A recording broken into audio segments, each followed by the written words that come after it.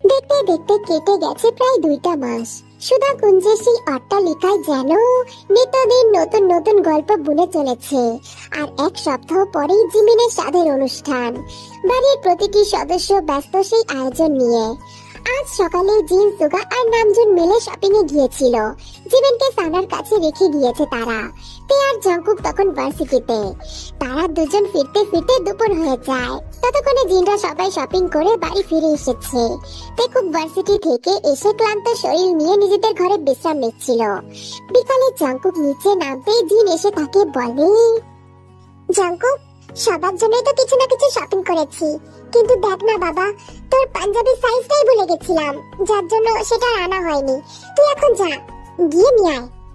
Jungkook মাথা দুলিয়ে চলে যেতে নিলে জিন আবারও বলে, আরেকটা কথা, একেও সাথে করে নিয়ে যা। আসলে আমি তো ওর জন্য একটা সুন্দর ড্রেস কিনেছিলাম, কিন্তু বড় বৌমা বলল তার সাথে যেন তো শাড়ি পরে। তুই ওকে একটু নিয়ে যা না বাপ, পছন্দ মতো একটা শাড়ি কিনে দিস। কথাটি বলে জিন ছেলের মুখের দিকে তাকায়। খুব ভয়ে ভয়ে কথাটা বলেছেন তিনি। জঙ্কুক কিছুই বলছে না দেখে জিন নামজুনকে ইশারা করে। নামজুন গম্ভীর কণ্ঠে জঙ্কুককে বলে, মেয়েটাকে সাথে করে নিয়ে যা জঙ্কুক, আর ওর যা পছন্দ হয় কিনে দিস। বাবার কথায় মাথা নাড়িয়ে জঙ্কুক থেকে ডাকতে থাকে। তে তখন জিমিনের রুমে বসে গল্প করছিল। জঙ্কুকের ডাকে দৌড়ে নিচে আসে। ডাকছি না জঙ্কুক ভাই? চল। কোথায় যাব? যেখানে নিয়ে যাব সেখানেই যাবি, চল এখন। কিন্তু এইভাবে? তুমি একটু ওয়েট করো, আমি ড্রেসটা চেঞ্জ করে আসি, আর ফোনটাও তো ঘরে। যেভাবে আছিস সেভাবে ভালো লাগছে, এখন চল। আর কথা না বাড়িয়ে জঙ্কুকের পিছু পিছু হাঁটতে থাকে। নামজুন আর জিন তাদের কাহিনী দেখে মৃদু হাসে। দুজনে মিলে শপিং মল ঘুরে ঘুরে কিছু কেনাকাটা করলো, কিন্তু বাড়ি ফিরতে ফিরতে সন্ধ্যে নেমে আসে। বাইক চালাতে চালাতে হঠাৎ জঙ্কুক ডেকে প্রশ্ন করে, কিরে, তখন এত করে বললাম শাড়ির সাথে ম্যাচিং করে কিছু নিবি কিনা, শুধু তো শাড়ি কিনেছিস, আর কিছু কিনলি না কেন? থাক না জঙ্কুক ভাই, শুধু শুধু এত বাজে খরচ করার কি দরকার বলো? এমনিতেও তো ঘরে আমার অনেক জুয়েলারি আছে, আর তাছাড়া এসব কিনে টাকা অপচয় করার কোনো মানেই হয় না, তাই না জঙ্কুক ভাই? টাকা গেলে আমার যেত, তোকে এত অপচয়ের কথা কে ভাবতে বলেছে শুনি? তোমার টাকা? কথাটি বলতেই জঙ্কুক বাইক থামিয়ে পেছনে ঘুরে তের দিকে তাকায়। ভয়ে তে জমে গেছে। কি বললি তুই? কই, কি বললাম? কিছু বলি নাই তো জঙ্কুক ভাই। আমি যখন আমার টাকা বললাম তখন তুই এভাবে কথাটা বললি কেন? কই, কিভাবে বলেছি? তে, আমার মাথা গরম করাস না। কি মিন করে কথাটা বলেছিস সেটা বল। ভয়েতে কেঁপে ওঠে, আমতা আমতা করে বলে, না মানে তুমি তো এখনো কোনো কাজ করো না জঙ্কুক ভাই, তোমার হাত খরচ তো সব বড় বাবাই দেয়, তাই না? তাই এগুলো তো সেই হিসাবে বড় বাবার টাকাই হলো, তাই না? কথাটি বলেই তে ভয়ে ভয়ে জঙ্কুকের মুখের দিকে তাকায়। জঙ্কুক চোয়াল শক্ত করে তার দিকেই তাকিয়ে আছে। জঙ্কুক ভাই। নাম। তে চোখ বড় বড় করে তাকিয়ে বলে, কি? বাইক থেকে নামতে বলেছি, এক্ষুনি নামবি তুই। জঙ্কুকের হুঙ্কারিতে ভয়ে কেঁপে ওঠে আর বাইক থেকে নেমে যায়। চোখে পানি এসে জমা হয়েছে তের। জঙ্কুক থেকে কান্না করতে দেখে বলে, ও স্টপ ইট তে, খামোখা কান্না করবি না, তোর কান্না আমার অসহ্য লাগে। কান্না কাটি করে কোনো লাভ নেই, তুই যা করেছিস তার জন্য এটাই তো শাস্তি। থাক এখনই মাঝ রাস্তায়। জঙ্কুক বাইক স্টার্ট দিয়ে চলে যায়। রাস্তার চারপাশ কেবল নিস্তব্ধ, কোনো মানুষ দেখা যাচ্ছে না। অন্ধকারেতে কাঁদতে কাঁদতে সামনে এগোতে থাকে। মাথা কাজ করছে না তার। একা কিভাবে বাড়ি ফিরবে? তে ভেবেছিল হয়তো জঙ্কুক কিছুক্ষণের মধ্যে ফিরে আসবে, কিন্তু অনেকটা সময় হয়ে যাওয়ার পরেও যখন জঙ্কুক এলো না, তখন তের কান্নার মাত্রা আরো বেড়ে গেল। দিক বেদিক হয়ে দৌড়াতে থাকে, কোথায় যাচ্ছে কিছু জানে না তে। হঠাৎ একটা গাড়ি হর্ন বাজায়। তে পেছনে ঘুরেই দেখে গাড়িটা একেবারে সামনে এসে থেমে গেছে। আর একটু এগোলেই ধাক্কা লাগতো তের। ভয়তে মাটিতে পড়ে যায়। তখনই গাড়ি থেকে একজন মানুষ নেমে আসে। Are you okay miss? বুগম এবার তের দিকে এগিয়ে আসে। গাড়ির হেডলাইটের আলোয় বুগম এবার তের মুখটা দেখতে পায়। তেকে দেখে বুগম তাড়াতাড়ি করে এগিয়ে আসে। এ কি তে, তুমি ঠিক আছো? লাগেনি তো তোমার? তে কান্না ভেজা চোখে বুগমের দিকে তাকিয়ে আছে। আপনি আপনি কে? আমাকে কিভাবে চেনেন? আমি বুগম, জিমিনের বড় ভাই। তে চেনা মানুষকে দেখে খুশিতে কেঁদে ফেলে। বুগম ভাই, প্লিজ আমাকে বাড়ি নিয়ে যান না, আমার খুব ভয় করছে। বুগম কিছু বলে না, শুধু গভীর চোখে তাকিয়ে থাকে তের কাঁপা কাঁপা মুখটার দিকে। বুগম ধীরে ধীরে তের হাত ধরে আর তেকে টেনে তোলে, তারপর গাড়িতে নিয়ে গিয়ে বসায়। তের মুখটা একদম ফ্যাকাশে হয়ে গেছে, চোখ দুটো লাল, চোখের পানি যেন থামছেই না। তে এত রাতে কিভাবে এখানে আসলো, কেনই বা আসলো, এসব কিছুই জিজ্ঞেস করলো না বুগম। তের দিকে পানির বোতল এগিয়ে দেয়। তারপর গাড়ি স্টার্ট দেওয়ার সময় বুগম কেবল একবার নরম গলায় জিজ্ঞেস করে, তে তুমি ঠিক আছো? কোথাও আঘাত লাগেনি তো? তে মাথা নিচু করে না বলে। বুগম আর কিছু বলে না, গাড়ি চলতে থাকে নিঃশব্দে। সুধা কুঞ্জর বিশাল লোহার গেটের সামনে গাড়ি এসে থামে। বুগম তেকে নিয়ে বাড়িতে ঢোকে। সকলেই তখন সোফায় বসে কথা বলছিল। তেকে বুগমের সাথে দেখে সকলেই চমকে যায়। ভাইয়া তুমি? তারপর জিমিন তের দিকে তাকায়। তের ময়লা পোশাক, চুলগুলো এলোমেলো আর চোখ থেকে পানি পড়া দেখে জিমিন কিছুটা চমকে যায়। জিন তের এই অবস্থা দেখে তের কাছে এগিয়ে আসে। তোর কি অবস্থা হয়েছে? এই অবস্থা কেন? তে কিছু বলার আগে বুগম বলে, তেকে আমি মাঝ রাস্তায় পেয়েছি, প্রায় গাড়ির নিচে চলে যাচ্ছিল। আমি না থাকলে হয়তো। বুগমের কথা শুনে নামজনের মুখ কঠিন হয়ে যায়। গম্ভীর কণ্ঠে বলে, জঙ্কুক কোথায়? ঠিক তখনই বাড়িতে প্রবেশ করে জঙ্কুক। চোখ মুখ একদম স্বাভাবিক, যেন কিছুই হয়নি। তের ছলছল চোখে জঙ্কুকের দিকে তাকিয়ে আছে। জঙ্কুক তের দিকে এক পলক তাকিয়ে মুখ সরিয়ে নেয়। ফেটে যাচ্ছে। কারোর সাথে আর একটা কথা না বলে চুপচাপ নিজের রুমে চলে যায়। দরজা বন্ধ করে দেওয়ালে হেলান দিয়ে ধীরে ধীরে মাটিতে বসে পড়ে।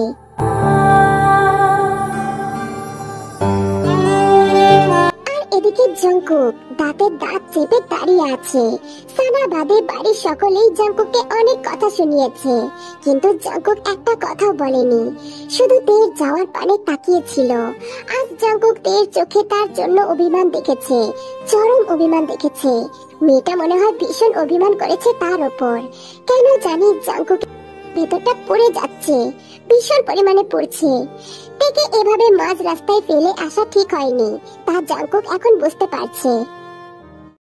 জঙ্কুক তো আবার তেকে আনতে গিয়েছিল, কিন্তু যখন তেকে বুগমের গাড়িতে উঠতে দেখলো, তখন জঙ্কুক আবারও রেগে যায়। তেকে পারতো না জঙ্কুকের জন্য একটু অপেক্ষা করতে? এতটাই অবিশ্বাস করে তার জঙ্কুক ভাইকে। জঙ্কুক এমন রাতের বেলায় তাকে একা ফেলে চলে যাবে, এই বিশ্বাস তার জঙ্কুক ভাইয়ের ওপর। এসব ভেবে জঙ্কুকের চোয়াল শক্ত হয়ে যায়। সব থেকে বেশি রাগ হতে থাকে তার এই বুগমের ওপর। বুগমকে ঘিরে ড্রয়িং রুমে সবাই বসে আছে। জিন বুগমের জন্য হালকা খাবার নিয়ে এসেছে। জিমিন তো বুগমের বাহু ধরে বসে আছে। এসে গেছি তো, এবার খুশি তো তুই? হ্যাঁ ভাইয়া, অনেক খুশি। তা ভাই, তুমি একা আসলে যে? তোমার বাবা মাকে নিয়ে এলে না? ওনাদের মেয়ের সাথ বলে কথা, ওনারা কি আসবে না নাকি? না দাদি, তেমন কোনো ব্যাপার না। আসলে অফিসে একটু ঝামেলা হয়েছে, তাই বাবা বললো আমাকে চলে যেতে। আর অনুষ্ঠান তো এখনো এক সপ্তাহ পর, এর মধ্যে বলেছে মা বাবা চলে আসবে। সানা আর কিছুই বলে না। নামজন বুগমের কাঁধ চাপড়ে বলে, তোমাকে অনেক ধন্যবাদ বাবা, আজ তুমি না থাকলে না জানি আমাদের তের কি হতো। প্লিজ আঙ্কেল, এমন ভাবে বলবেন না, এটা তো আমার কর্তব্য ছিল। রাতে সকলেই একসাথে খেতে বসে। জিন অনেকবার তেকে ডেকেছে, কিন্তু তে দরজা খোলেনি। সানার কাছে জিনের এই আদি খেতা একটু ভালো লাগে না, কিন্তু নামজন বাড়িতে থাকায় মুখ ফুটে কিছু বলতেও পারেনি। তেকে এতবার ডাকার পরেও যখন তে দরজা খুললো না, জিন তখন হাল ছেড়ে দেয় আর জঙ্কুককে ডাকতে চলে যায়। জঙ্কুকও সেই সন্ধ্যে থেকে দরজা আটকে বসে আছে। জিনের ডাকে জঙ্কুকও দরজা খোলে না। বিরক্তিতে জিন নিচে নেমে আসে। মা, কি হয়েছে? তে দরজা খোলেনি? না বড় বৌমা, অনেকবার ডাকলাম, কিন্তু তে আর জাঙ্কুক দুটোর একটাও দরজা খুললো না। সব দোষ তোমার এই ছোট ছেলের, জিন। এবার একটু চুপ কর না অর্জুন, ছেলেটাকে তো কত বকলি, এবার একটু থাম। বুগম এতক্ষণ বসে ওদের কথা শুনছিল। বুগমের কাছে মিসেস সানার ব্যবহার একটুও পছন্দ হয়নি। সকালে তে ভার্সিটির জন্য রেডি হয়ে নিচে নামে, চোখ মুখ ফোলা, হয়তো সারা রাত কান্না করেছে। তেকে দেখে জিন এগিয়ে আসে। তুই এসেছিস মা? কাল রাতে খাবার জন্য কত ডাকলাম, দরজা খুললি না কেন? আসলে বড় মা, গোসল সেরে ঘুমিয়ে পড়েছিলাম, তাই শুনতে পাইনি। আচ্ছা ঠিক আছে, এখন চল কিছু খেয়ে নিবি, কাল রাত থেকে কিছু খাসনি। না বড় মা, এখন সময় নেই, ফিরে এসে খাবো। তুই একা যাবি নাকি ভার্সিটিতে? হ্যাঁ ভাবি, কিন্তু কেন? না, একদম একা যাওয়ার দরকার নেই, কাউকে সাথে নিয়ে যা। তোর চেহারা দেখে তো মনে হচ্ছে না তুই ঠিক আছিস। না না ভাবি, আমি একদম ঠিক আছি, তুমি বেশি বেশি ভাবছো। তুই চুপ কর তো, তোকে একা ছাড়বো না আমি। তাদের কথার মধ্যে বুগম নিচে আসে। Good morning everyone. ভাইয়া, তুমি উঠে পড়েছো, ভালো হয়েছে। তাহলে এক কাজ করো, তোকে একটু তাড়াতাড়ি ভার্সিটিতে ড্রপ করে দাও না। ভাবি কি বলছো কি এসব? না না বুগম ভাই, আপনাকে কষ্ট করতে হবে না, আমি একাই চলে যেতে পারবো। এতে কষ্টের কি আছে তে? তুমি দাঁড়াও, আমি রুম থেকে গাড়ির চাবি নিয়ে আসছি। তে আর কিছু বলার আগেই বুগম তাড়াহুড়ো করে রুমে চলে যায়। কিছুক্ষণ পর নিচে এসে বলে, চলো যাও যাক। যাতে আর মানা করিস না। তে মাথা নাড়িয়ে বুগমের পিছু পিছু যেতে থাকে। তারপর তারা চলে যায়। তারা চলে যাওয়ার কিছুক্ষণ পরে জাঙ্কুক নিচে নামে। জাঙ্কুক, খাবার বাড়ছি বাবা, খেয়ে যাবি কিন্তু। জাঙ্কুক হাতের ঘড়ি ঠিক করতে করতে বলে, খাওয়ার সময় নাই মা, তেকে ডাকো, অলরেডি ভার্সিটির সময় হয়ে গেছে। জিন কিছু বলার আগে জিমিন এসে বলে, তে তো চলে গেছে জাঙ্কুক। কি চলে গেছে মানে? কার সাথে গেছে? কেন, বুগম ভাইয়ার সাথে। গাড়ি চালাতে চালাতে বুগম আর চোখে তের দিকে তাকায়। তে এক মনে জানালা দিয়ে বাইরে তাকিয়ে আছে। তোমার কি মন খারাপ তে? না বুগম ভাইয়া, আমি একদম ঠিক আছি। সত্যি কি তাই? না মানে, তোমাকে দেখে তো আমার মনে হচ্ছে না। কালকের ঘটনা নিয়ে এখনো কি জাঙ্কুকের ওপর অভিমান করে আছো? বুগমের কথা শুনে তে আর মনে মুচকি হাসে আর মনে মনে বলে, কি আজব তাই না জাঙ্কুক ভাই, তোমার ওপর অভিমান করলাম, তুমি বুঝলে না, অথচ অন্যজন ঠিকই বুঝে গেল। কি এত ভাবছো তে? না না, কিছু না। বুগমের কথা বাড়ায় না, চুপচাপ গাড়ি চালাতে থাকে। তার মুখেও হাসি। সেদিন যখন জিমিনের দেওয়া ছবিগুলো বুগম দেখেছিল, এক মুহূর্তের জন্য বুগমের চোখ জোড়া সেই ছবিতে আটকে যায়। মহাবিষ্টের ন্যায় তে ছবির দিকে তাকিয়ে থাকে অনেকক্ষণ। সুগা আর জিমিনের বিয়ের সময় থেকে বুগম দেখেছিল, কিন্তু অতটাও খেয়াল করেনি মেয়েটাকে। তখন একটা বাচ্চা মেয়ে ছিল, কিন্তু এই 1.5 বছরে তে অনেকটাই বড় হয়ে গেছে, পরিপূর্ণ যুবতী যাকে বলে। বুগম জিমিনকে এখনো পর্যন্ত জানায়নি যে তেকে তার ভালো লেগেছে। আগে তো তের মনের কথা জানা উচিত, তারপর না হয় সবার সাথে কথা বলে সবকিছু দেখা যাবে। এসব ভাবতে ভাবতে তারা ভার্সিটির সামনে চলে আসে। তে গাড়ি থেকে নেমে বুগমকে বলে, ধন্যবাদ ভাইয়া, আপনাকে অনেক ধন্যবাদ, আমি এখন আসি। তে শোনো। হ্যাঁ, কিছু কি বলবেন? বলছিলাম কি, তোমার ভার্সিটি ছুটি হয় কটায়? আমি এসে নিয়ে যেতাম তোমায়। না বুগম ভাইয়া, আমার জন্য আপনাকে আর অত কষ্ট করতে হবে না, আমি নিজেই চলে যেতে পারবো। Are you sure? এখন আসি, বাই। বাই তে। তে বিদায় নিয়ে চলে যায়। বুগম তের যাওয়ার পানে তাকিয়ে মুচকি হাসে, চোখ বন্ধ করে ফেলে। ছবিতে যখন তোমাকে প্রথমবার দেখেছিলাম, তখন আমি বুঝতেই পারিনি যে আমার মন তোমার জন্য এত পাগল হয়ে যাবে তে। ক্লাস শেষেতে দেখে জাঙ্কুক আগে থেকেই বাইকে বসে আছে। তে জাঙ্কুককে দেখে কিছু না বলে চলে যেতে নিলে জাঙ্কুক গম্ভীর কণ্ঠে বলে, বুগম ভাইয়াকে মনে ধরেছি, ওর সাথে কেন আসলি? তে কথা বলছে না, মাথা নিচু করে দাঁড়িয়ে আছে। জাঙ্কুক কথা ঘুরিয়ে বলে, বাইকে ওঠ। তে এবারও চুপচাপ দাঁড়িয়ে আছে। জাঙ্কুক গর্জে ওঠে বলে, তোকে বাইকে বসতে বলেছি আমি তে। জাঙ্কুকের হুঙ্কারেতে তাড়াতাড়ি করে বাইকে চেপে বসে, কিন্তু জাঙ্কুককে ধরছে না। জাঙ্কুক বাইক স্টার্ট দিতে তে হুমড়ি খেয়ে পড়ে জাঙ্কুকের ওপর, আর হাত দুটো চলে যায় জাঙ্কুকের ওপর। তে জাঙ্কুকের কাছের সাতটা খামচে ধরে। জাঙ্কুক খুব স্পিডে বাইক চালাচ্ছে। ভয়েতে চোখ বন্ধ করে নেয় আর জাঙ্কুককে শক্ত করে জড়িয়ে ধরে, কিন্তু তারপরে জাঙ্কুকের সাথে একটাও কথা বলে না। অনেকক্ষণ পর বাইক বাড়ির সামনে এসে থামে। তে যেন প্রাণ ফিরে পায়, বাইক থেকে নেমে দৌড়ে বাড়িতে ঢুকে যায়। তোর এই নীরবতা আমার সহ্য হচ্ছে না তে, তুই কেন বুঝতে পারিস না? দুপুরে সবাই একসাথে খেতে বসে। জাঙ্কুক ডাইনিং টেবিলে বসে ফোন স্ক্রল করছিল। সানা বেগমও বসে আছে। জিন তাদের খাবার পরিবেশন করছে। বেগম এক পলক খাবারের টেবিলের দিকে তাকায়, তারপর জিনকে বলে, আন্টি সবাই তো এখানে, তাহলে তে কোথায়?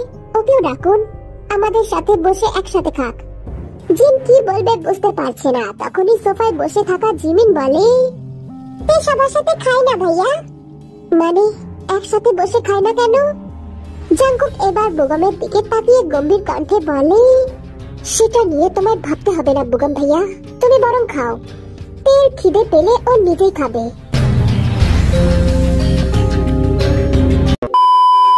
ড্রয়িং রুমে জিন, জিমিন আর তে বসে তাদের শপিং করা জিনিসগুলো দেখছে। তে শাড়িটা দেখে জিমিন বলে, তে তোর শাড়িটা কিন্তু ভীষণ সুন্দর। জাঙ্কুক ভাই পছন্দ করে কিনে দিয়েছে। সেসব ছাড়তে আগে তুই এটা বল, তুই কি শাড়ির সাথে ম্যাচিং করে জুয়েলারি কিনলি নাকি কিনিসনি? না ভাবি, কেনা তো হয়নি। কিনলি না কেন? আসলে ভাবি। তো কিছু বলার আগেই বেগম হাতে করে কয়েকটা শপিং ব্যাগ নিয়ে সেখানে আসে। আন্টি আমিও কি আপনাদের সাথে জয়েন হতে পারি? হ্যাঁ হ্যাঁ বাবা, বসো না বসো। বেগম সোফায় বসে পড়ে আর প্রথমে একটা শপিং ব্যাগ জিনের দিকে এগিয়ে দেয়। এটা কি বাবা? আসলে আন্টি অনেকদিন পর এখানে আসলাম তো, তাই আপনাদের জন্য ছোটখাটো কিছু উপহার এনেছি। প্লিজ আন্টি মানা করবেন না। জিন বেগমের মাথায় হাত বুলিয়ে শপিং ব্যাগটা নেয়। তারপর সানা, সুগার, নামজুন আর জাঙ্কুকের জন্য আনা উপহারগুলো জিনের হাতে ধরিয়ে দেয়। এরপর জিমিনকে তার উপহারটা দিয়ে এর দিকে তাকায়। তে এটা তোমার জন্য। আমার জন্য? জিন তেকে চোখ দিয়ে ইশারা করতে তে শপিং ব্যাগটা নিয়ে নেয়। জিমিন তখনই তের আর তার শপিং ব্যাগ খুলে দেখতে থাকে। তের উপহারটা খুলতে জিমিনের চোখ চকমক করে ওঠে। একটা স্নিগ্ধ রোজ গোল্ড রঙের গলার হার আর তার সাথে মিলিয়ে কানের দুল। সেগুলোর ডিজাইন খুবই সূক্ষ্ম আর সুন্দর। সব থেকে আশ্চর্যের বিষয় হলো তের হালকা পিচ গোলাপি শাড়ির সাথে গলার হারটা একদম যেন মিলে গেছে। ওয়াও, এটা তো তোর শাড়ির সাথে একদম ম্যাচ করেছে তে। আপনাকে অনেক ধন্যবাদ বেগম ভাইয়া, সত্যি উপহারটা আমার ভীষণ পছন্দ হয়েছে। বেগম কিছু না বলে শুধু মৃদু হাসে আর তার চোখের কোণায় একটা অদ্ভুত শান্তির ছায়া খেলে যায়। এদিকে ওপর থেকে দাঁড়িয়ে জাঙ্কুক সবই দেখছে। রাগে হাত মুষ্টিবদ্ধ করে দাঁড়িয়ে আছে। বেগমের দেওয়া উপহার পেয়ে তের মুখ থেকে যেন হাসি সরছেই না, আর এটা দেখে জাঙ্কুকের চোয়াল শক্ত হয়ে যায়। বিকেলে তে ছাদে দাঁড়িয়ে এক মনের ফুলের গাছে পানি দিচ্ছে। তখনই কেউ একজন তার পেছনে এসে দাঁড়ায়। তে ঘাড় ঘুরিয়ে তাকিয়ে দেখে বেগম দাঁড়িয়ে আছে। বেগম ভাইয়া, আপনি আপনি এই সময় ছাদে? কিছু কি লাগবে আপনার? না না, এমনি ছাদে এলাম। এসে দেখি তুমি গাছে পানি দিচ্ছ। আচ্ছা তে, তোমার ভবিষ্যৎ প্ল্যান কি? তেমন কিছুই না, আপাতত পড়াশোনা শেষ করতে চাই। বিয়ে করবে না? তে মলিন হাসে আর মনে মনে বলে, আমার মনের অন্তরালে একজনকে ঠাঁই দিয়েছি আমি। তাকে ছাড়া অন্য কাউকে আপন করে নেওয়া আমার পক্ষে কোনোদিনও সম্ভব না বেগম ভাই। কি হলো তে, কি ভাবছো?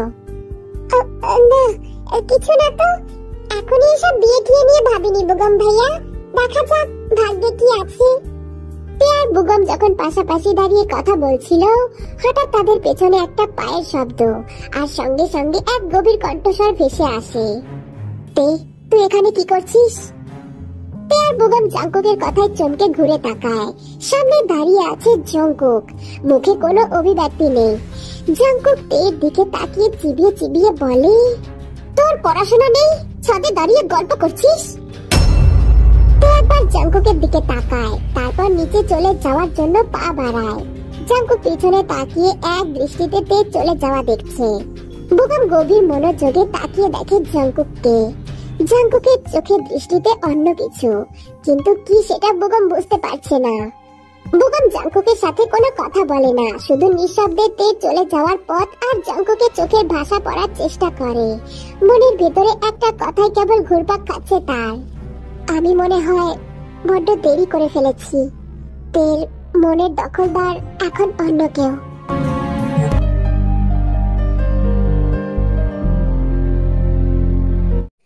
জংকুক ধীরে ধীরে নিজের রুমে ঢোকে, দরজাটা বন্ধ করে দিয়ে হেলান দিয়ে দাঁড়িয়ে পড়ে, মাথাটা দরজায় ঠেকায়।